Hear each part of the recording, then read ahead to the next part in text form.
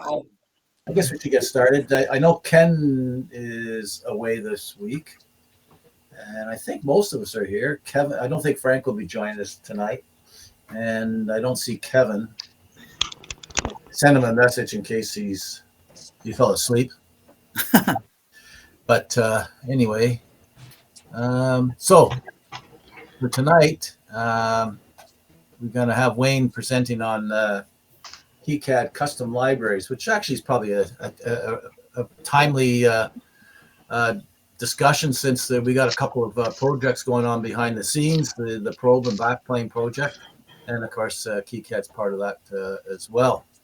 And then we'll have an update on those two projects with Michael, and then there should be lots of time for questions, suggestions, et cetera, et cetera. So if you're all set to go, Wayne, take it away. Okay, so what I'm going to do is I'm going to do a very short presentation material section. I'm going to spend most of the time looking at KiCad and file directions and stuff like that to help make most of my points. So let me just put up the presentation first. I remember how do I do this? I'll do this. It's been so long since I presented. So over here, start screen sharing. I want everything. Entire screen share. There you go. Okay, and then presentation first. Yeah, it's good. I don't think I'll turn this into presentation mode. It's easy enough to follow, I suppose. I really like this pre-canned footprint, by the way. I only recently upgraded to the newer version of PowerPoint. Okay, so we're going to talk about what are libraries and more or less why is it important to us to know about this stuff. There's a little bit of differences between how footprint libraries and symbol libraries behave that I'll talk to at a high and a lower level in a moment. Where to find parts so you don't have to make your own. But if you have to make your own, how do you do that? That's symbol libraries and add symbols and footprint libraries and footprints. I will bring up the KiCad library conventions to you so you can see the sorts of stuff that they're in and they have there. Then I'll show you a bunch of things I've done wrong. You'll notice that you won't.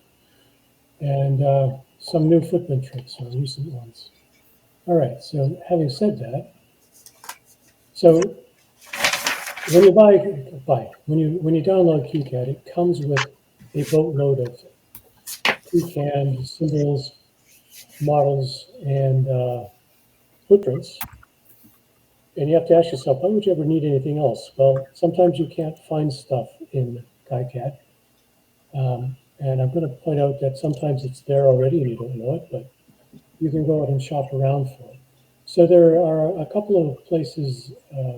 I've seen a couple of suppliers that have CAD models, but I think I haven't seen them recently, and I'm wondering if they actually still exist. Because normally, when you're looking for a part and you say, I'd like a footprint for KiCad for this, you'll be referred to one of the aggregators who kind of, as a means of helping you to find parts, they offer symbols and footprints and things needed by various CAD tools. So Octopart is one, UltraLibrarian is another, and SnapEDA is a third that I know of, and I'm sure there's a few more. And they all work more or less similarly.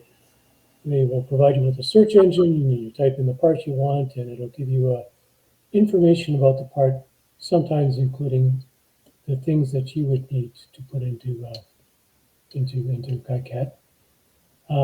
So this means maybe you don't have to make any libraries on your own, you think, but in fact you do.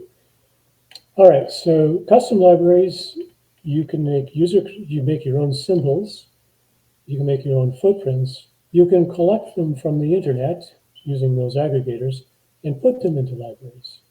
And generally, I think you're going to find you're doing a little bit of a blend if you have a topic going on, like I sometimes do. So why you do this is because you might be dealing with a new or old part. Really old parts don't necessarily appear in KiCad because they're dealing with most of the new stuff. Although I have found tubes, we call them bells in KiCad. So they have old stuff as well. You might want to modify something that's in KiCad. Now you can't actually touch the KiCad supplied models because they try to put it in a place where it'd be right protected in the first place. And they warn you that they might update those footprints and models at any time, and any updates that you have made to them will promptly disappear. And you won't necessarily notice it until much later. Oh, sorry, the update happens when you refresh when you go from 8.0 to 8.06 to 8.09, and also from 8 to 9 when that comes out. So what I can tell you is I've noticed that there are significant changes between major releases. So 6 to 8, 8 to 9, when I go there, will be a lot different than 8.01, 8.02, and 8.03, but there are some timestamp differences that I can see in my libraries. So I'm thinking that maybe there's things going on in the, while 8 is progressing through its changes. Anything that you bring down, you might need to have to modify. That's a point I'll make. If you can't find anything better, or some of the things you would be doing to a part that you make or perhaps download is adding information to the text fields that allow you to make it more searchable or findable, and maybe changing the footprint that it's connected to. And, well, maybe you're going to add a spice model, for example, to something. So you can, if you were to want to add a spice model to like a 2N3904, you can take that thing out of the KiCad library and then resave it into your own custom library with the spice model in it, and perhaps a library called spice models, or model would be useful for that purpose. All right, so there's a lot of stuff when you're making things. KiCad has anticipated that you might, and they offer suggestions on such things as naming conventions, how to organize libraries when you do have them. It's in the KiCad library conventions, and that's on klcad.org. I wanted to point this out to you because I'm going to recommend that if you have not seen it yet, you could take the time just to read through the footprint libraries and the symbol libraries sections quickly. Not so much to memorize all the noise that's in there, but you want to know what it is they have so that you know where to, you have a place to go back to if you need to. So if you get enough familiar with it, you'll find some things that are quite useful. All right, so I've talked to that. And okay, so let me just move into the actual fun part of this. I want to look at symbols, and I want to look at footprints. First we'll do symbols. What I'm actually showing you today is my screen where KiCad has put all of my symbols. And you'll see a 4xxx.kicad symbol. That's a file. You can actually open it up with Notepad and get that buzz from looking at that weird structured file structure they have. Or you can try to find it in KiCad itself. To do that, I need to be, I think this one here. Yes. If I were to go to the symbol editor first,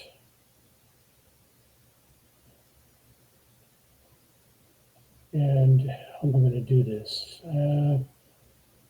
I see one file here, but when I'm in the KiCad list, which I have to find because I'm trying to do this too quickly, I find a drop down. So what happens in KiCad is all of the symbols for a symbol library that are under in one single Windows file, or I guess Linux file if you are a Linux user. And that has an effect on how you would manage them if you were maintaining files, maintaining your symbols. And it's because when you're downloading symbols or creating symbols, generally you're dealing with a single symbol, and you have to be able to have a library to put it into. With a footprint, slightly different. Okay, so I'm going to pick the audio module. It tells me where it is here. Let me go back into the footprint editor instead to show the same thing. There's my audio thing. In KiCad, bigger please. In KiCad, when I'm looking at the contents of a list item here, one of these so-called libraries, it's actually keeping it in a directory of directories. So an example of the same thing we're looking at here is I have two strange-looking files with .kicad _mod on them. Those are the footprints that we can see in KiCad in a directory. All right, so why that might be material to you is when you're actually downloading things like footprints or symbols, they're going to come in a package of a single symbol or a single footprint, and they'll probably be zipped if they give you to you in a package. And what you're going to be able to do is just simply drag and drop a KiCad footprint into a directory of your choosing if you've made that open to KiCad. So a symbol, you can almost do the same thing. And so I'm going to just start that now by talking about how do you actually make your own library. What should I do first? Okay, I think I'll start with footprint libraries. So what you get out of the box is a bunch of libraries that you can manage with the footprint libraries, which is from the main menu, it's preferences, manage footprint libraries. There's also preferences, manage symbol libraries. The tool is going to allow you to create new libraries at the bottom of the list by just adding an existing library from this point. So adding existing library means you have to have a folder already defined on your hard drive. This is the same for symbols. So when you're trying to create a library, you're going to have to say, oh, where is it? Let me say, I'd like to add something from my favorite libraries. So here's Homebrew Pretty. Let me try this one. Can I add it? So I have made a new library by just pointing to a reference, using the file folder to find the folder that it's supposed to be in, and it automatically creates it for you, and you can mess around with it there. I've had significant difficulty using this form here because I've been attempting to work with path substitutions, and I find I'm not really equal to that that problem. So there's another way that you can actually add symbols that I do tend to use, footprints, and it's in the footprint editor. So in the footprint editor, under File, you can also add a library. And there's two ways to do that. One is New Library, which will allow you to create a new directory. You saw me select an existing library from the previous screen. Here you can actually create a new file folder itself from within KiCad. And the reason I like that is I can't mess up the file directory and that sort of stuff in this method. So you can make a global or project. A good use for project parts might be what I'm actually doing now, which is I'm working with the daughterboard side of the Backplane project, Backplane radio project. And so I need a few parts for my particular daughterboard. So I'll probably create a project-specific folder for those. Or you can make them global, and you just need a name. Name. Puts it in alphabetical order, and now you've got a library there. There's nothing in it. To get something in it, you can add a symbol, which I'll do later. But you can also take a label from anywhere that you can find it and update it. So this is how you, I don't like that one. Let me try that one. So if I take this one and I say, I like that, I'm going to make it my very own, you can save as, and then you can put it where you want. So I just created a new folder, so I'll put it there. And you may want to do this for various reasons, and I'll get into those momentarily. I'm just going to switch over to symbol and show it's almost the same. There's something here called create a footprint, which I'll do last because that's kind of fun. And symbol editor, again, you see a lot of symbols. You can add an existing library, which I probably have already used, but I'll just see if I can find one. It doesn't care what you select as long as it's not already in the list, but I do want to use symbols after all. And I'll try that one for sure. Why not? Okay, so I've created myself a symbol library under a symbol. A symbol under a symbol library. All right, so you can do that fairly quickly when you've got the stuff. So there's a little bit about library management that I just wanted to talk to at this point. And it goes like this. When KiCad downloads stuff to your, no, that's not it. That's the program files. I need, there we go. I need my homebrew stuff. That's not it, but I can get to it from here. So KiCad 8. When KiCad installs stuff, first of all, it creates a folder called the version that you're under. You'll get an 8, you'll get a 9, you won't get an 8.01, you get updates to that. It sets up a bunch of default libraries. You are not obligated to use any of them. I am actually actively using them myself because I find it a convenient place to put stuff, and it takes care of a couple of problems. Is that when I install 9, those libraries won't be affected. They won't even be added to 9. I'll have to manually add them to 9.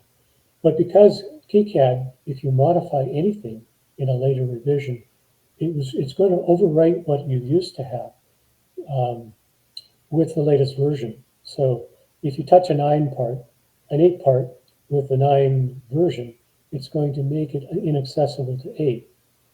So I may be the only person in the group that keeps more than one version of KiCad alive, but I have a 6 version on my desktop, and I do refer back to it on occasion. It's mostly to find out what's changed. So it's not really necessarily a big deal or something most people would do, but you got to remember, anytime you touch anything that was made in an earlier version of KiCad and save it, it's going to overwrite it in situ, unless you tell it not to. So I want to use a set of libraries that are under the 8 because when I go to 9, I know I can just copy them across and create new ones. All right.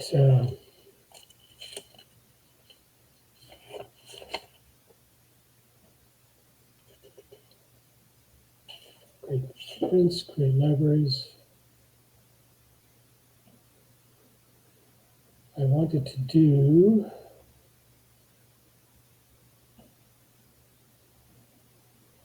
an example of, oh, I didn't close it. There it is.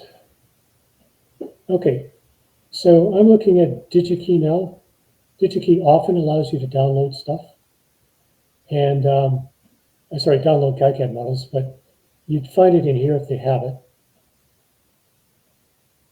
And what it does is it tells you what it has. So this is Build Librarian. So it brings me to the next thing that I wanted to say. Build Librarian is a tool that apparently services countless CAD tools that need symbols and footprints and models. And it has some kind of automation that it uses to automatically derive the symbol for KiCad. And I don't think it works very well. So for that, let me just show you an example here.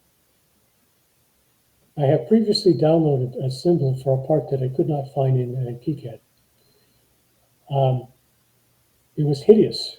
It was hard to tell this, but if you bring it up, it doesn't look like a normal KiCad part because I happen to know that KiCad likes, color and stuff. So I actually took this part and I modified it and resaved it. And what was I going to say? What you can see, first of all, my part is smaller, and that's actually material because I'm putting this on the actual diagram. If you're using many parts on a diagram, you want them to be as small as is convenient because you're not going to be able to fit too many. Even if you're using sub-diagrams, it'll get busy. Stop that. Can't get it to move. Okay. So I quickly created another part. I set it up. There's some things I wanted to show you that you don't find very often, and that's you can edit a symbol. This will not update the file if you are looking at it in a schema editor. It's actually going to save it in your project folder. So anything I do here won't affect the libraries that I've been talking about, which, again, I guess is another protection, but don't know if you need it. What I wanted to show you is some of the metadata that you need to play with. Let me start with the pins here. This is one of the rare times I've actually gone into a pin that is actually digital. Digital pins often have active low pins. So there's something that you have to do in the text editor to tell it that. So there's a name by every symbol. If you want the symbol to have an active low portion, you enclose it in parentheses where the portion should be have the underscore line over it, and then you put a tilde in front of it. So that's kind of hard to spot. You'll find that in the KLC section, but I haven't really found it in any of the videos I've watched. I know it'll be out there, but there's a lot to look at. Second thing you should be aware of is the coloring that you're going to be adding if you want to is, how do I do this again? Let's see if I do that. Can I right click it? No, that's not going to work. All right.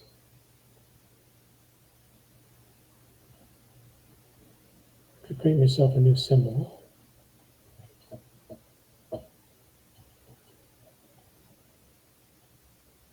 When you create a symbol, you normally create a box for it, okay?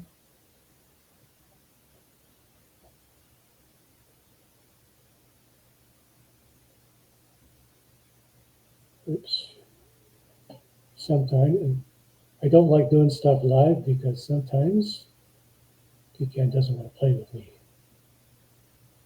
All right, there you go. Got it to listen. So you draw a box. You do another box. Yeah, there it is. Draw a box. Yeah, I'm not going to get this right. Try from the other corner, Wayne. I think it is. I Is it know I have to mess around with it too. I think that's what it is. No, I think you have to click something. All right, so I'm just going to explain it so that I can get off the pot here and not waste so much time. There are multiple color options available to you when you set this up. What you do when you draw the box successfully, you right-click at the end of that, and it offers you some ways to fill in the grid. If you fill in the grid with a color, using the color selector, it actually overwrites the letters. So there's an option that says fill color from background, and that's the one you must use. If I have time at the end of this, I'll see if I can get it. And an example of that is actually here. This symbol is a copy of the symbol to the left that I previously successfully opened and edited and then saved. And I just changed the color. They look identical. So what you'll find if you look for this, why don't I see my names in my KiCad symbol, you're going to get scads of answers. Some of them are correct. Many of them are outdated. You might get the right one if you're lucky at the top, but it took a while to find that out, so I just thought I'd mention it. There is a way to do this, and it involves not putting your own custom color in there. You'll know you're in the wrong thing if it allows you to select from a range of red, green, blue colors. You've pushed the wrong selection when you're filling it in. Now, I just want to point this out. This is the next important thing that I want to point out about symbols is I didn't find it, but it was there. It's always been there. So I just would like to try placing the symbol, and I'll see if I can find it. So if I add symbol, then I'm going to say, show me, well, what is this thing? This happens to be a 2x4 multiplexer. So what I actually searched for, because I didn't know what this was called, was a multiplexer. So I got a lot of multiplexers. And analog switch, that might be it. But I got a lot of them too. And I didn't actually spot it. It's actually in here. And the reason that I didn't spot it is I didn't keyword it well. This part is one that has 3253 in it, and it sometimes starts with SN, sometimes it starts with 74, and so on. I don't really care what part it is. It's all logically the same symbol, but it's hard to find when you don't know the exact part name, which I didn't, actually. I was just trying to remember it. If I now try 3253, you can see scads of them because I was playing with this to figure it out. So I got lots of fake ones that I just made up just to see what's going on. But what I did find, I think this is the right one, yeah. Yeah, so if I were to look at the properties of this, look at this description it gives me. It's dual 1 to 4 analog multiplexer. So I happened to pull up the data sheet for it afterwards, okay? I mean, I could have found the data sheet first. And it looks like that's identically the terms used in the data sheet. So the roundabout saying you should probably look in the data sheet for what it calls it before searching because you're liable to get a better hit. It says dual 1 to 4. It's not 1-4. It's not 1:4. You know, it's not any old multiplexer. It's got to say analog multiplexer. So I wanted to point out that I wasted my time adding a part, but I have done this in the past, and it's quite easy to miss it in KiCad if you are just shopping on the drop-down list using the search. So if you know the part, you might want to go from the data sheet and see if you can use the data sheet to search it, because it's for sure the people who are making the KiCad symbols are themselves doing that as a rule. Okay. We're almost done the most common stuff I was dealing with. Footprints. I don't care. I'll discard you. I have some footprints. Do I have footprints? Oh, here's some footprints. This is a mock-up of the daughter card for a bandpass filter board. I don't even have the schematic built, but I made landing points for drop-in filters so that you can make plug-in filters. And I needed to see if I could get the requisite number of them planted on this board. So I basically made the symbols and added them to the board first. And this gives me some confidence that I can go forward with the logical model. So that might make sense in your case as well, as you have a lot of stuff. There's enough room in here to fit all the miniature, SMD level capacitors and possibly resistors that I might need to drive this, maybe an extra logic part. Doesn't look like I have actual room with a 10 band board to fit a reasonable preamplifier, for example. And that's news to me and maybe news to you, but that's what the purpose is for doing that. Now, that's for the symbol. You can make your own. So the symbol, that's not the symbol. That one is in fact the footprint. I also made a symbol for it, but we've fought with symbols long enough. Let's go to the footprint editor. And I want to do first, should I do a new footprint? I won't do too much. I'll make a fake footprint because they take time. Let's start that. All right, so basically all you have to do to make a footprint is you need maybe 3 layers. You must have a courtyard on the front if it is in fact a front part, because what that's used for is KiCad knows how close you can put other parts to the courtyard, and it has rules for that. You need presumably a silkscreen shape for the, you want a shape. Let's do it again. There we go. Okay, so that's, the shape of your part.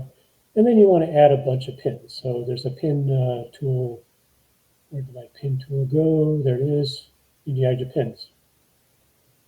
When you add a pin, you can modify the type by double-clicking it. But first, you have to get out of the add mode. And it'll let you change the type of the pin from SMD to a through hole.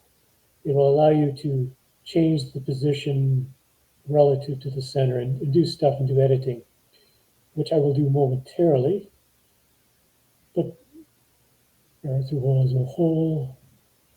Why is that? Oh, there it is. A big hole, shall I? There we go. A giant hole. I'll make it 5.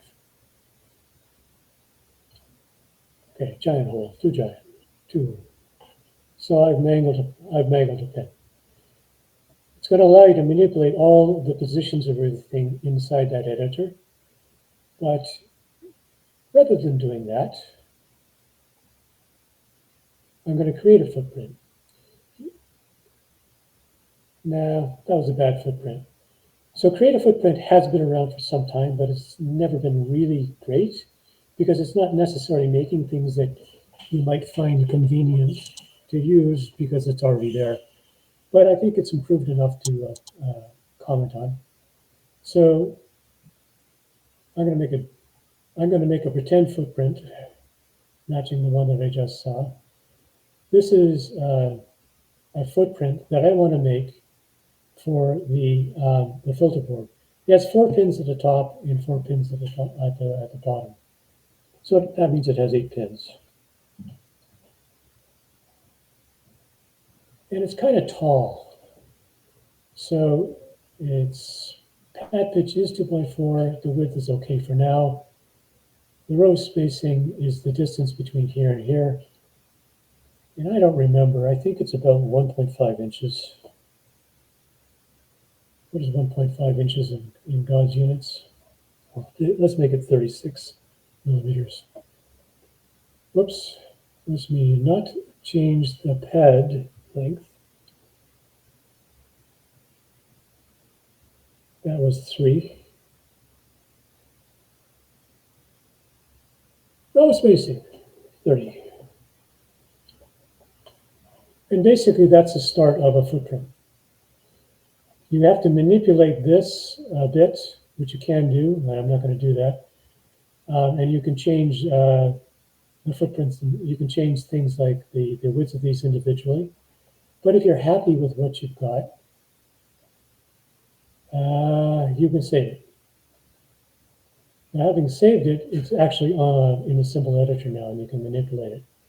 So the one thing I wanted to add to this is I often make big symbols because I make through holes kind of big. So I'd like to make the pad size much bigger than they made it. And if I do that, I'll make this say 2, maybe that's okay, make this maybe 5.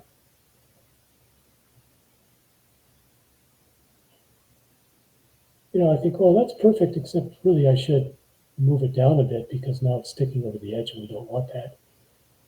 I can change the offset from the distance, and I can change the Y. It's either plus or -1, so just try it.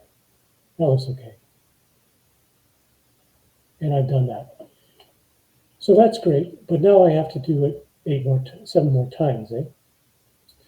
If I were making a big footprint, for example, a pin header, and making such changes to a pin header, I'd have to do it as many pins as are in pin headers. So there are tools in KiCad that allow you to do basically bulk updates. So one way, in fact, is to select all the parts that you want to change. And then if you hover over the pin that you've modified, and you can say paste default pad properties to select it, they'll make them all the same. Oh goodness, I made this one wrong. So I have to open it up. And I have to change this one to a minus. And then I have to do the same, select all of these guys. Oops, select all of these guys, oops. And I trust you'll believe me that I can select them if I really work at it. 1 is good enough. 2 is good enough. Let's do that. And so it goes. So you can move them up like so. Or you can just drag it. Now, the reason for pointing this out is you now have a kind of a choice when you're modifying existing parts. My custom has been to make footprints of dip pads bigger because I like to be able to hit them. The KiCad pads I find a little bit small. And you can do more than just change the size, you can change the position, you can renumber, which becomes important when you're doing stuff. Let me see if I can remember how to renumber.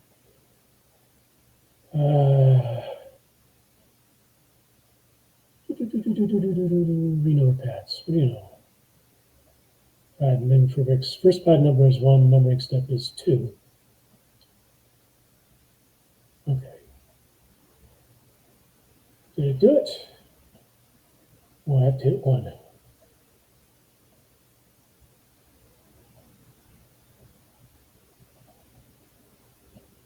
Yeah, it didn't do it.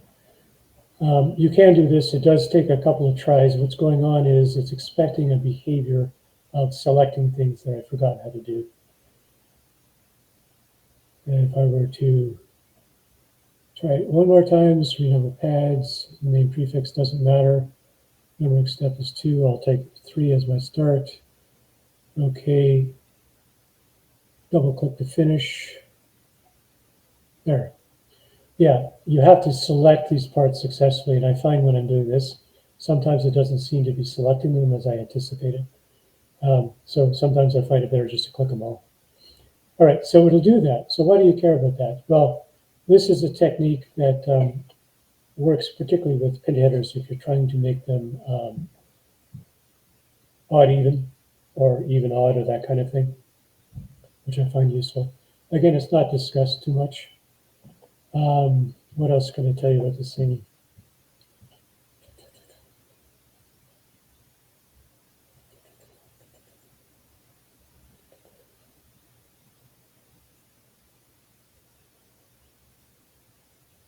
I think that was pretty much all I wanted to give you a quick look at. And we're at 8:10 already, which is about right. So you can see I barely scratched the surface of any of this stuff here. Now, many of you might have hoped for a longer deep dive into, how do you create a symbol. there are videos out there. I'm going to suggest if you want to take the good course, that's the one that Peter has mentioned. It's available in Udemy. You wait for it to be on sale and you take it. And it's a long, long, long course. It'll take you a while to get through it. But you can, skip because you don't have to take the whole thing. But you're going to find topics you're interested in, like how to add a symbol in KiCad. You just go to YouTube and you make that search, and you want to look at a couple of the examples you get back, because there won't be the same, there won't be the even quality, but I will guarantee you they'll be covering slightly different variations, and it'll give you a flavor to get going. So it is easy actually to create symbols if you're starting simple. It's not too hard to modify symbols. If you're starting with one from KiCad, and it's pretty easy to change footprints as well. With the addition of the footprint added, the one that makes footprints, it sort of takes care of more of the simple cases that you're likely to find. So, if you need to add if you manage to find something you can't find in the library already and you need to add it, then that might be the way to create a footprint for your use case as well. I'm going to go with most of the footprints you'll ever need are actually already there. Say for somebody decided they needed an extra pair on a dip or something like that, or you're using a part with a significant amount of three-dimensional structure, like something like a new end fitting, an SMA adapter or a 3.5 pin adapter or something like that, and somebody's found a new way to attach it to your PCB board. That might require a footprint that you can't find. But for the most part, all the standard ones are already there. They just may not be assigned to your symbol, and you have to go look for them. Two more things on the symbol editor. Any symbol will do.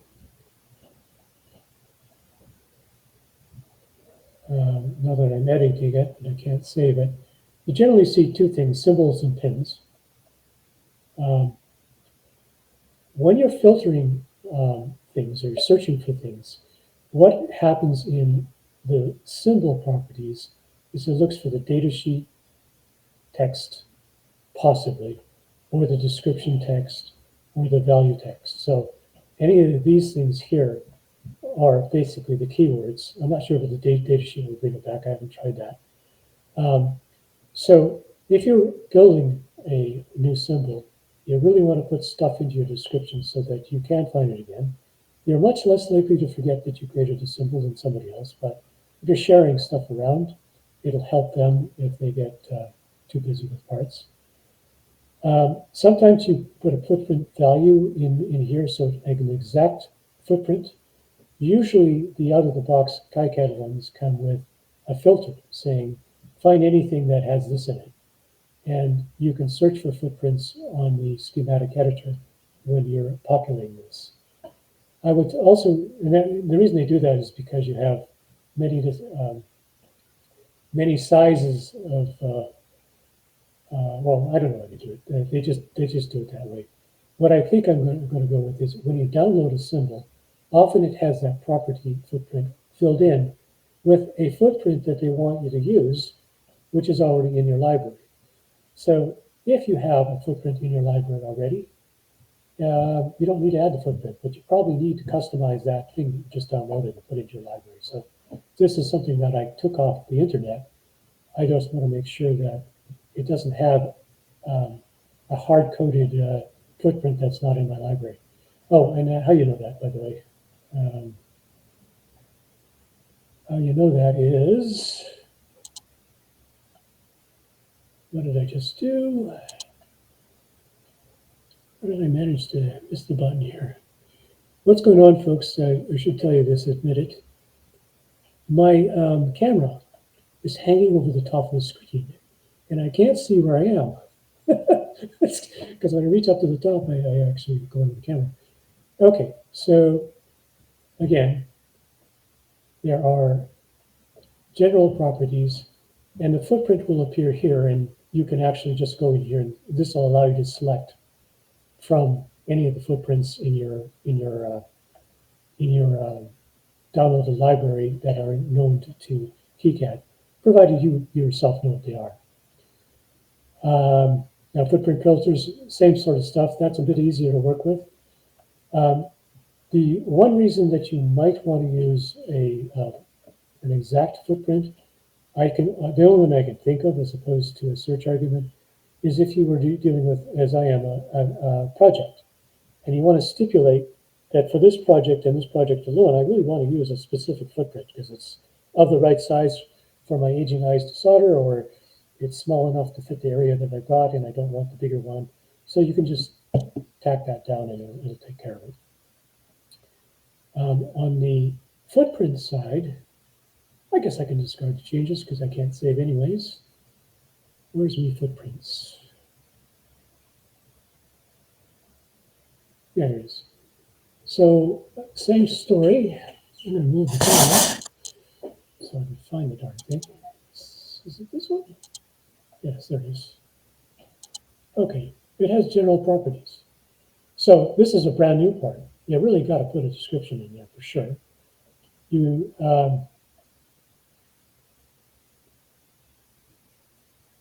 I'm baffled by that one because I haven't saved it yet. I think the footprint name is this. Probably goes into the footprint itself when you save it in your library, but it hasn't done it because I've just created it brand new. The description is, okay, and the data sheet does not seem to me to be normally appropriate for a footprint. It's more appropriate, I would think, for a symbol, but if you're doing these one symbol equals one footprint things, then I guess it's appropriate. 3D models, I don't mess with them. You can add a 3D model to your library the same as anything else.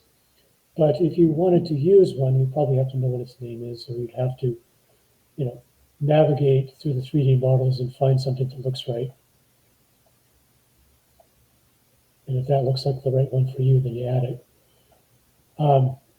But the only thing I'll say is I have done this once. I've messed with a footprint and a model on it. There's some things on the side here. What they're for is they allow you to orient the footprint because it might land crosswise to your footprint instead of on track. So you can scale it a bit, you can offset it a bit, and you can rotate it a bit so that the footprint that you and the 3D model look right, because so you can tip it like that and see how tall it is. These are, I think, very material when you're dealing with something with depth. I do have one of those cases, but I haven't figured out how to deal with it yet. And as for pins, there's no real metadata in the pins that you don't touch without just clicking on it, right? There's some stuff on this side here. I would say don't mess with it because it'll complain. Like it's telling you what you should expect it to be, what should be expected to be known to it, and it's essentially driven by this. Okay.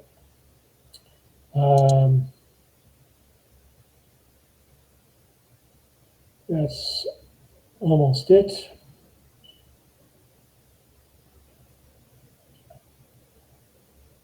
So let me see if I have any summary here that will inform me whether I left anything off.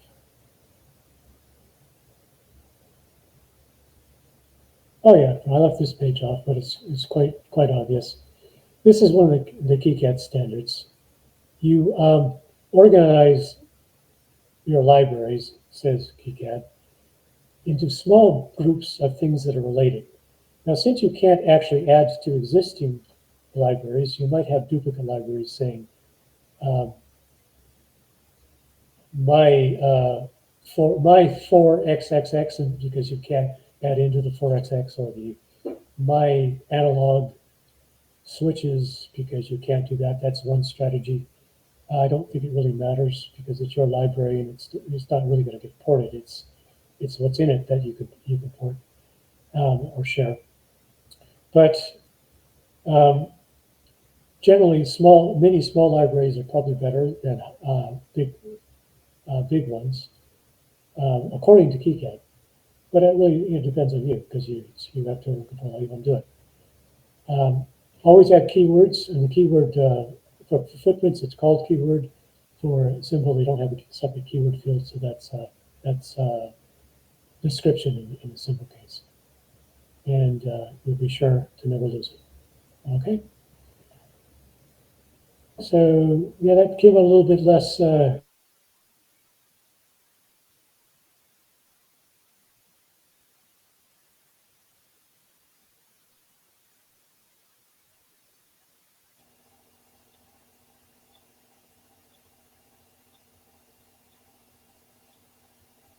Did we lose Wayne? We definitely did. I think he pressed the hang up instead of the stop sharing screen. That's okay. Well, we can say what we really think right now before he comes back on. You're a funny guy. Yeah. Well, I know one thing. Wayne had mentioned that the KiCad course. Yeah, wait for it to go on sale. I think I got it for $10. I can't remember how much it was now. And he mentioned also too that it's a long one, and he's right. It's a little over 200 videos on it. I think I've just a tad over 100 videos that I've watched so far. I think I've been at it for about 2 months. A lot of the videos are about 5, 6, 8, 10 minutes long kind of thing, but there are longer ones as well. So some of them you can whip through fairly quickly. Oh, there you are. You're back, Wayne. Don't hear you. You're very, very low.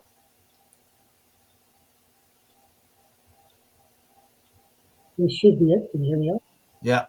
Okay, sorry. I have to diddle with it. There we go.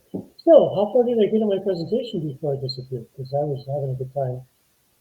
I think you were I think you were wrapping up, and then all of a sudden, maybe you might have hit the hang up button instead of closing something out. I think is what happened. Okay, cool. So what I was just closing with is just make sure you, if you're making all parts, do put keywords into them. It'll save you bacon for finding stuff later. And what I was ending with is there anything you guys would like to ask questions about? If you had any, do I need to keep KiCad on the screen to show you stuff? So that was it. Okay, thanks, Wayne. That's great. It's a good introduction to a pretty complex subject, really. When you try to do things, it doesn't go right. And I think one of the first times I was trying at it, why can't I save it to somewhere? And I'll tell you, I practiced this dark presentation twice before. I guess I didn't do it close enough to the presentation time. It was only this morning. So sometimes it works and sometimes it doesn't. One question I have for you, since nobody else has a hand up at the moment, so I'll go ahead. When you're doing a custom library, can you save it in the KiCad directory, like in the 8.0? And if it's a custom directory, when you update stuff, will it overwrite everything that's in there, including the custom directory? Okay, only write stuff in the program directory. So you will think about it on the C drive. You have program files. Under that, you have a directory called KiCad. It's buried under there. Okay. So that's the part that's protected, except on your machine, because I had noticed when you were showing me on over the screen that you apparently have disabled the protection on that, so you could probably save in your own library. Don't do that. I didn't know I did that. Yeah, don't change it. Just don't save in that place because it will possibly get overwritten while Ada's still alive. So you put your directory, your custom directory, in off of the KiCad directory that comes in off of documents. That's correct. Okay. There. Oh, sorry, you can't see. Yes, I have. So KiCad creates a documents directory, and they imagine a bunch of things on there that you might need. I use them, and I put my directories underneath them. And it's a good practice, I think, because it's safer. Because when 9 comes on, I can just drag and drop the subfolders across as I need it. I'm looking at the directory. It has 3D models, third-party, footprints, and etc. So third-party confused me because I thought it meant third-party footprints, and third-party, it doesn't. Third-party is for plugins. Is for what? It's for plugins. You can install plugins in KiCad. which I've never actually, I've done it once just to try it out. On the libraries page at the very bottom, it's plugin and content manager. So you can install third-party, they're basically Python written programs to do stuff that add value to KiCad for you. I generally shy away from them because I find KiCad complicated. Yeah. Okay. The things that are marked .pretty, are they the ones, the protected directories, or from like what's the .pretty thing all about? Yeah, okay, so that is actually the name that KiCad uses for both its folders. So if you were to create a folder within KiCad for a footprint, you say, I'd like to have a third party. I'd like to have one called third party. You type in third party, and I believe it will suffix it with .pretty for you. And if you open it up, all your footprints have KiCad mod in it. So pretty is what it's using for the library, if you would. Okay, and it does it for all of its stuff. This one here has pretty in all of its libraries, but this one doesn't because I just dumped a directory of directories into my container. Same with PCP libraries. That's another thing I was just trying out. These are things that you can get. SparkFun, PCP libraries, DigiKey all have full libraries that you can download and have fun with. Again,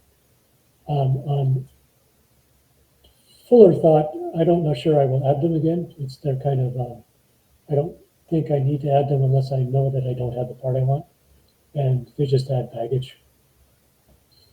It's probably quicker for the few ones that I don't really have is to do them in onesies and twosies. Okay, thank you. Does anybody else have any questions or comments for Wayne?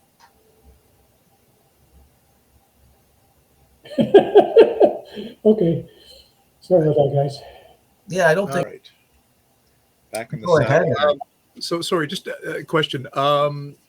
The custom design that you've just gone over in detail, is that I might have missed this, so I apologize, but is that covered in the KiCad course in the Udemy? Yeah, the Udemy course teaches you how to create a symbol, how to create a footprint. I would say it leans more into footprints than symbols. It does. I don't recall if it covers the active low bars part of it and that sort of stuff, but it's very thorough. It's very complete. This is not derogatory, but it is very long as a result of being very complete.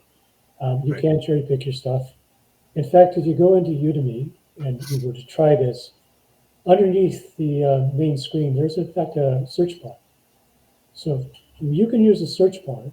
If you're lucky with the search bar, you can type in a text string, and it'll tell you what video that text string appears in, because they have translated his voice to a script, or he's done that. So Okay. that means if you're saying, "Oh, I need to know differential pairs. How do we do differential pairs?" You just type in differential pair in the search bar, and it'll tell you where he mentions it in his videos. So that's a way to sort of find it if you don't see it in the title. Okay. All right. Great. Thank you. Did you sign up for the course, Eric? I did. Yeah.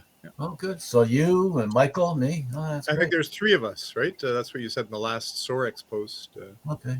Yeah. So what video are you up to?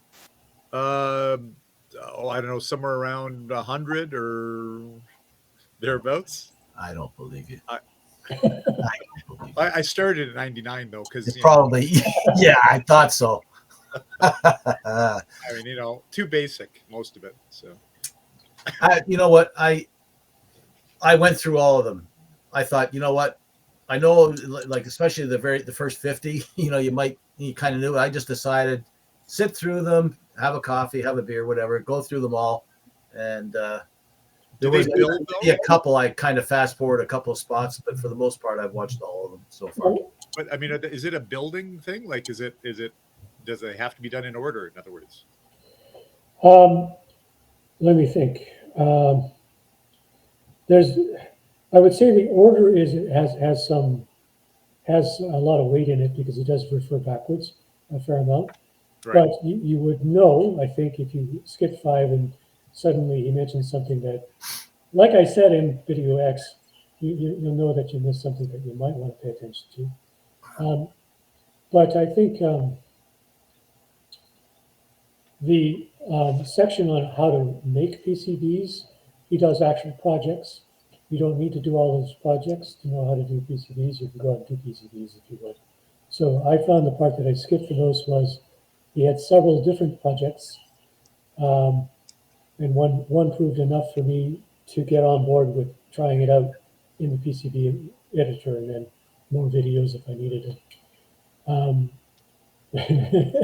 You can also fast forward, which I did a fair amount of, but he's thorough. KiCad doesn't change all that much, and he doesn't do a new course very often. So he did, I think the last course he did was for 5.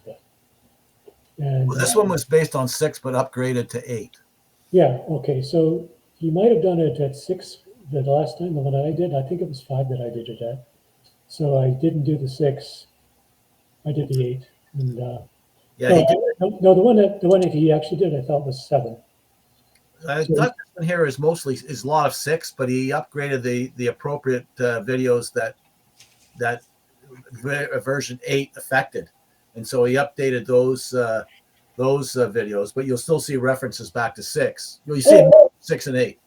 Yeah, because it hasn't changed that much since then. 5 was a major change. It was kind Yes. of, but that's interesting because he also put a lot of videos out on YouTube. They were high-level videos saying, here's the differences I've observed between 8 and 7. And they're of use to if you're on 7. There are a lot of people, I have bookmarks for them, but if you want good places to go for YouTube videos, I've seen a few and I suspect many people have, but just share it on the SOAREX group. Usually you find some dude that specializes in building PCBs, getting really thin in the weeds for the specialized type of PCB he likes to build. But sometimes you get generalists, they're just trying to teach you something. All of that is part of the fun of looking for information. Okay, great. Any other comments or questions for Wayne?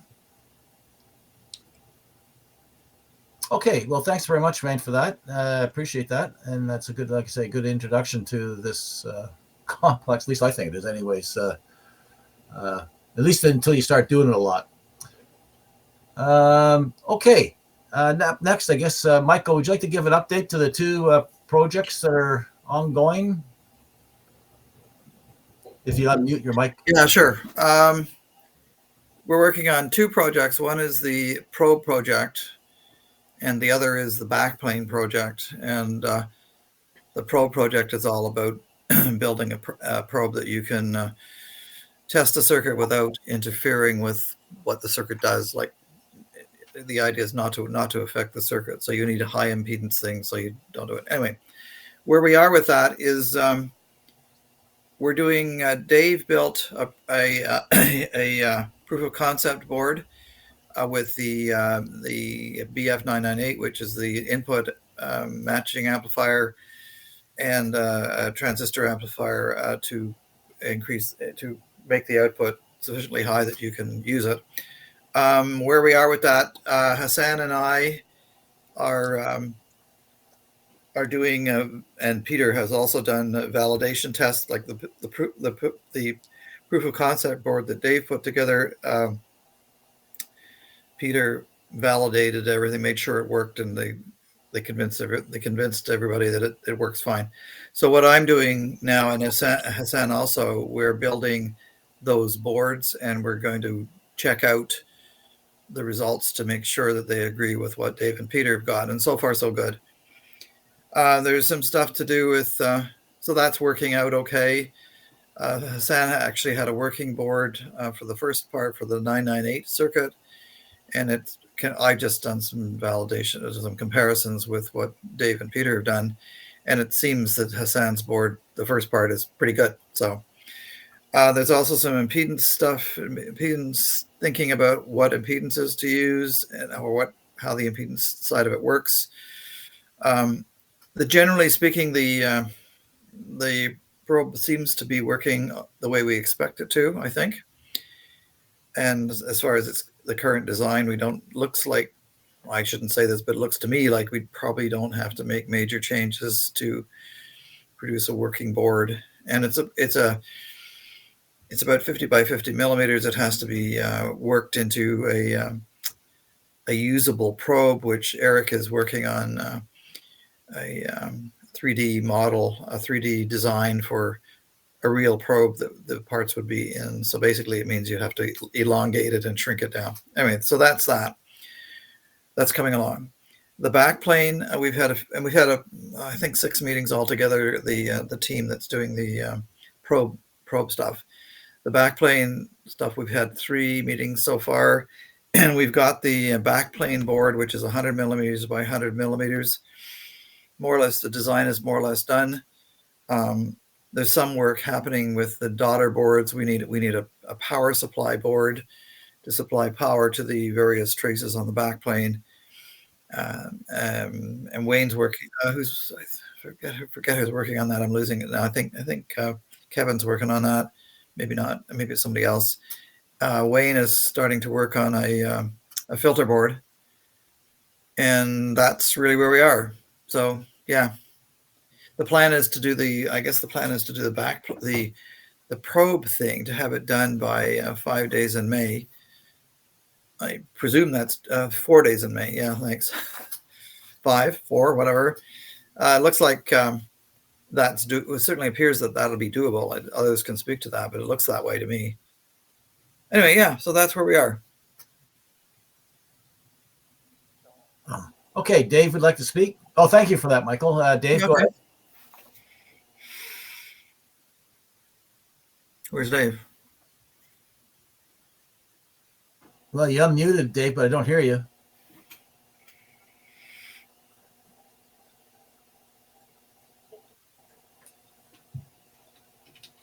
He's got my microphone. That's better, yeah. I thought I heard him. No, I just sent him a message just in case, but no, your audio's not coming through, Dave. For some odd reason, I like Dave much better this way. I thought you'd say that. If only I could do this in real life.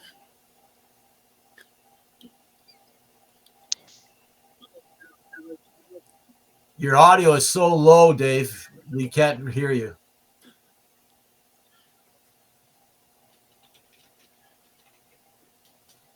Maybe this is what Joanne hears.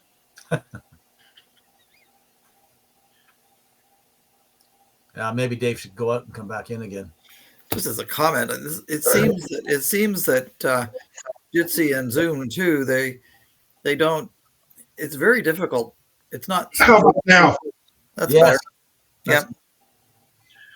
Yeah. Okay. So I posted a question in the chat, and one of the things with the probe is distortion.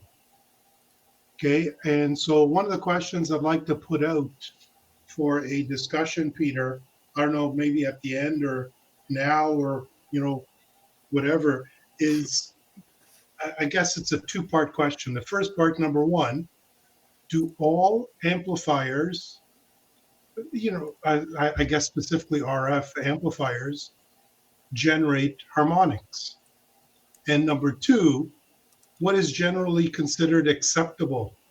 Because I don't think a transistor is 100% linear as a amplifier, so it's going to produce some level of distortion. And I just want to know what is generally considered, except number 1, I guess, is that true? Do all amplifiers generate distortion?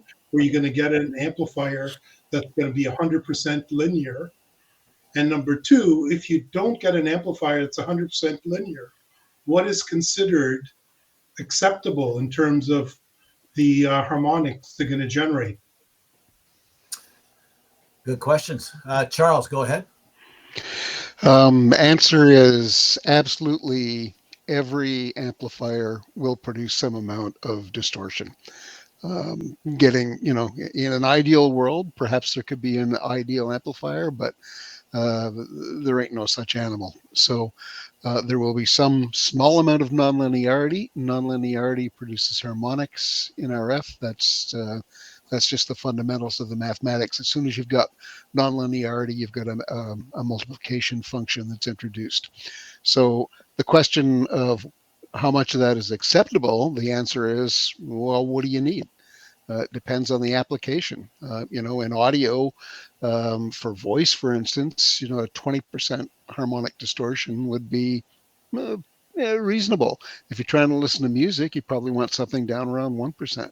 What do you need at RF? What level of harmonics content can you accept in your amplifier? Depends on what you're trying to measure and how much that harmonic content is going to impact things. But for ham radio, I think harmonic content, isn't there a spec of minus 50 or something of that nature? I don't remember the exact number, but I think we do have a harmonic content requirement for our transmitters, right? That's correct. That was the next thing I was going to say, is that it's actually in Canada it's 44 minus 44 dBc, and I think in the US it's minus 43 dBc, and that's, I think, I can't remember exactly, but I think it's either power related, it's either QRP related or it's frequency related, saying below this frequency it's minus 44 dBc, or below this power rating it's minus 44 dBc. So yeah, it's minus 50, minus 44. Yeah, that's what my understanding is, Charles. So what we're doing with the probe, it's generating harmonics, and we're generally keeping the specs to say, okay, we want at most minus 40 dBc of harmonics. So if the probe is going to generate harmonics above that, then we limit it to say that's the maximum power you can put into the probe. Does that make sense, Charles? It makes sense to me. Yeah, like I say, it depends on your application, what's acceptable. And if you've decided that's what's acceptable, then yeah, that's perfect. That's how I'd spec it. Yeah, because I chose minus 40 because I figured, okay, well, and you're right, transmitters. So what's going out to your antenna has to meet FTC Industry Canada requirements. But what's in your IF stages, I guess eventually you have to have it low enough so you don't get over minus 44 in your antenna. So, I figured getting something around minus 40, by the time it gets through and it gets to a low pass filter or, whatever, it's going to be knocked down tremendously. So I think we could even raise the limit a little bit as for the probe to say even we can tolerate a little bit higher. Yeah, it depends where you're probing though, because if you've got minus 40 at the IF, yes, you're going to filter a bunch of that out. But what you don't manage to filter out is going to end up in the next mixer stage, right? Which is going to come back again in spades. And the increased power will be a function of the not just the minus 40 signal, but also a function of your oscillator. But let's just say that you do have a minus 40 dBm harmonic going into a subsequent mixer. Isn't that so weak that it's not going to do anything?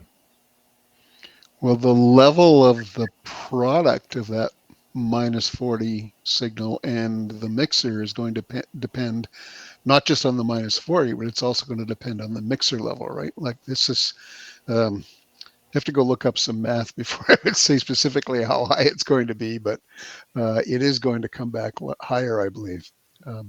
Michael, go for it. Aren't we, well, with the probe, simplistically, the way I would think about it, you're using the probe to check out to measure something in a circuit. And I guess what you want to make sure is that the probe is not producing sufficiently high harmonics coming out of the end of it, the output of it, so that it affects the behavior of the circuit you're testing. That's really what we're talking about here, isn't it? Well, it's also too, what are you measuring? Because, and this is what I think Charles and I are getting at. Okay, so your probe is only going to measure things. You can't expect a harmonic in your probe output of minus 40 dBm, right? So when you're probing that IF stage, is that a real minus 40 dBm harmonic, or is it a artifact from the probe? And if it's actually there, what Charles is saying, that could cause some problems downstream.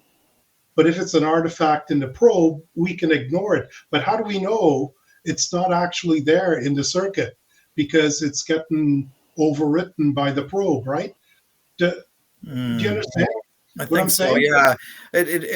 I guess you make the probe as pure as you can, so you make sure that the device we're building here doesn't generate excessive harmonics, whatever those excessive harmonics are. And I guess you hope that when you test device number XYZ with a whole bunch of amplifiers or whatever in it, that by touching that circuit with your probe, you don't affect the output of the circuit. That's really what we're saying. And that's not going to happen, because, well, let me not say that. We hope that's not going to happen. We're testing it to make sure it's not going to happen. But what I'm saying is that what we're measuring may not be actually what's real. Yeah, because you touch the probe. When you put the probe in, you think what you're looking at is real and coming from the device, the circuit you're testing, but in fact, it's coming from the probe, and you don't know which, right? That's what you're saying. Exactly. That's correct. Mm-hmm. So you just do the best you can on the probe and hope, I guess. Okay, here's my take on it. We put a figure on it, but in reality, when you attach the probe to a circuit, and depending on how strong that signal is, like we've had this probe working where it's not generating any kind of harmonics at all until you reach a certain level of input, and then some harmonics are generated. Now, when you're observing the output of that probe on your scope, for example, you can get away with, like, some harmonics can be generated, and it's not affecting the quality of that signal that's on the output of the probe. So to me, that's an acceptable amount of harmonics. Now, I can't put a number to it right now, although I have it written down somewhere, a rough idea of where we might be at. So in the end, what it becomes, if the circuit is what it is, and you may find that you can't put in anything more than just say, I'm just going to throw a number out there, minus 30 dBm into the probe. Because if you go any higher than that, then you're going to affect the quality of the output of that probe, and your signal is going to look distorted. So how do you do? You either rebuild the circuit, or if you want to go higher, then you either got to do something with the circuit changes to accommodate that extra increase in power, or respect the probe and say you just don't go any higher than that. So this minus 30 you're talking about, just for the sake of argument, is that what you're saying is the point in the circuit at which you touch it must not Let's say you provide a signal into the probe greater than 30, minus 30. What I'm saying, like, if you're measuring a circuit that's giving you a minus 30 dBm signal level, and you put your probe on it and you look at your scope or whatever, it looks fine and everything's good. You go to minus 29 dB, now you start seeing harmonics. And maybe when you get to minus 25, your probe starts showing distortion. Anyway, that's the way I take on it. So no, but Peter, that's 100% correct, and that's where ultimately we have to go. Is we have to identify what specifications are. Yeah. For the device, to say this device works within this range, these parameters. If you go outside of these parameters, you're on your own. It's not going to be a reflection of reality. I think Howard has his hand up. Yeah, and just he's before I get to Howard, say something. just before we get to Howard, I just want to make one more comment on it if I hadn't already forgotten it. I'll move over. No, I think Wayne was up next. Wayne, do you still have a question? No, I was not sure I was understanding the some of the things that were said, but I mean, this is distortion introduced by the probe and will be seen on the scope. So maybe if you have a known source that you can calibrate with, you can actually measure the actual distortion and discount it, right? So I mean, if you have or at least characterize it so that you understand where the distortion begins. And you know what? You could probably still use it even with a little bit of distortion, especially if you're looking at it towards the spectrum analyzer, as long as you understand, it's the know your testing gear, right? Yeah, that's correct, Wayne. We are comparing it. We've got commercial grade SIGGENs, which have got harmonics for their sine waves at minus 60, 65 dBc. So it's very, very low. So if we're using that, and we know we're supposed to get 20 dB gain, and we're not seeing minus 60, we're not seeing minus whatever 40 whatever dBc. I think it's lower than minus 6, or it's minus 60 dBc. So if we see something higher than that minus 60 dBc amplified, then we know it's the probe generating it, and that's what we're seeing. And I did that because I put a low pass filter on the SIGGEN, and it didn't affect it at all. So we knew the probe was doing something. Howard. You there, Howard? Are you there, Howard, without the mute button being pushed?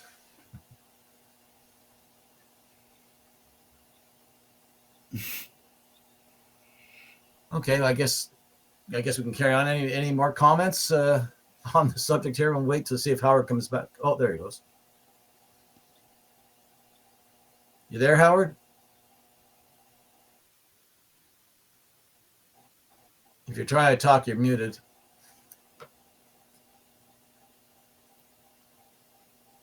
Okay. Anybody else have any comments or queries?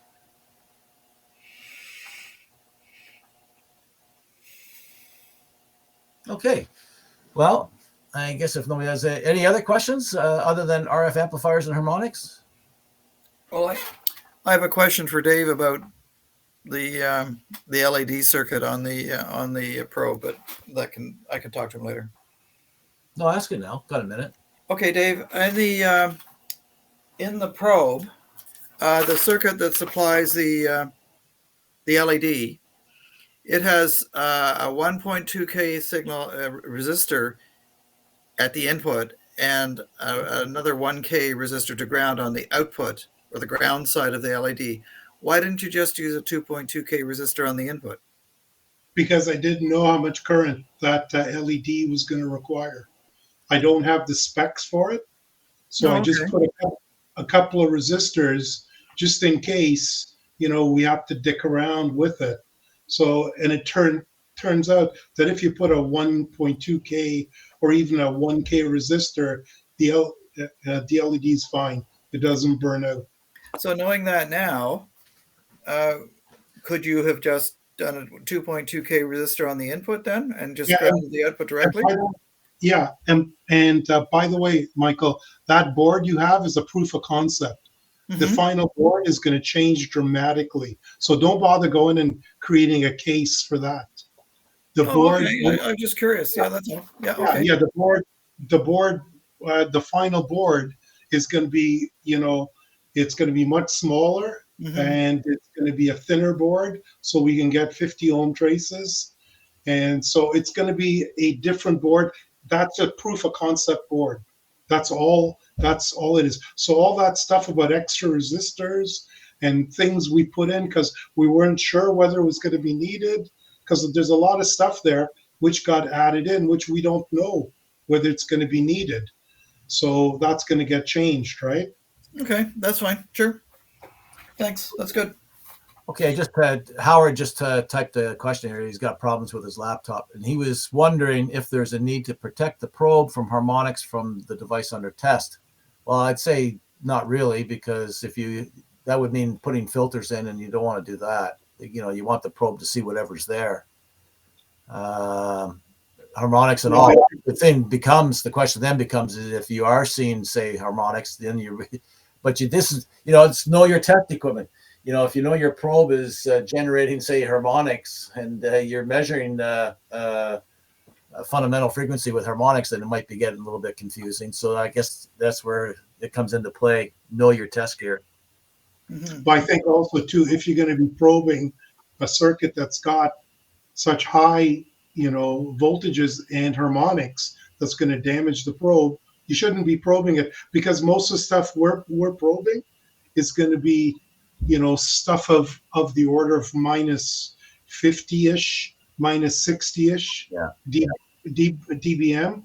So we're certainly not going to be probing something that's minus 70 dBm, and we're not going to be probing something that's going to be minus 10 dBm or even plus 10 dB plus 10 dBm. I mean, right? if you're measuring something that's now like at minus 60 dBm, and you have a harmonic down there that says minus 50, for the sake of the number, throwing numbers out there, and you put your probe on there, you're probably going to know that you've got two signals coming in on that line. It's not the probe that's doing it. If you have an input signal of minus 30 dBm and you see a harmonic, then you might query it. You might think twice. And that's why it's important that we characterize this, and we have a set of specifications to say what are the specs for this probe. What are the maximum limits? What's the minimum, maximum limits for it? Yeah. Very good. Well, hopefully that answers your question, Howard. Anybody else have anything On any topic? Yeah. Okay. Well, here goes. I was poking around Sale this afternoon, and I noticed that they had a 200-watt power amplifier for $45, little kit. So the frequency response is up to 200 kilohertz. If you created, if you paired that with you made a transmitter that was like a VLF transmitter, 150 kilohertz or whatever, what would happen? I mean, other than lots of harmonics and maybe a visit from the police eventually or whatever, is there what's the difference between I presume that's an audio amplifier. Is it harmonics? Is it distortion? Is it what's the difference? Why? I don't know. It just seems like something very inexpensive to use as an amplifier. Buy 3 of them. 3-phase. Yeah, I'm not sure I followed exactly. Well, no, I'm just saying, an amplifier costs an RF amp costs a lot of money, right? For 200 watts, let's say. But for $45, you can get it's a lot easier to build an audio amplifier than an RF amplifier. Right. But what's the downside? It's really, if it really goes to 200 kilohertz, if it's flat to 200 kilohertz, yep. And that's a surprise, because an audio amp 20 kilohertz would be big. So 200 is amazing. If it really is, then yeah, you can use it for a VLF transmitter. Go nuts. Right. Okay. If you can find some, I don't know what the specs are and what frequencies you're allowed down in the kilohertz range, but it should work just fine for that. Well, you're only allowed 1 watt EIRP. At what frequency, Peter? 135.7 kilohertz. Mm-hmm. Okay, so sounds like you'll be illegally overpowered. Right. Mind you, that's the U.S. band, but that's also the one too where you got to ask permission from utilities to use the band. But that's in the States. I'm not sure what it is up in Canada. But that's if you transmit it over the air, right? Yes. What happens if you transmit it through the earth? I'm serious. I'm talking to submarines in Australia. Have you not seen the some of the there was a QST article or something, Yeah. many years ago about experiments this guy did by putting antennas in the ground and transmitting very low frequency waves, and he was able to receive them a good distance away. So if you were to put 100 or 200 watts into the earth, you would fry a few worms, but you may get your signal. You may put them. I just want to see Eric trying to load up the hydro line because it's a quarter wavelength resonant about 3 or 4 miles long. I think we should ask Eric to buy a couple of these and try them out, and we'll see if he's still there at his house weeks later or whether he's been picked up by the cops. Or Well, I could see if my daughter in New Zealand could receive the signals. Mhm. Maybe. Dave, to your point, Dave, I think what you need to do is maybe you need to join my pub lunch group, my Tuesday pub lunch group, because we call our group the OOGA lunch group, and the OOGA stands for Order of Underground Aerials. So you would fit in with this group. So maybe this is why you're supposed to have an actual advanced ticket maybe before you do these things. I was going to give you a break tonight. I wasn't going to go there that you needed a VE3 with an advance, but now that you've opened up that door. It's about only illegal if you get caught, though, right? Well, we'll make sure you get caught.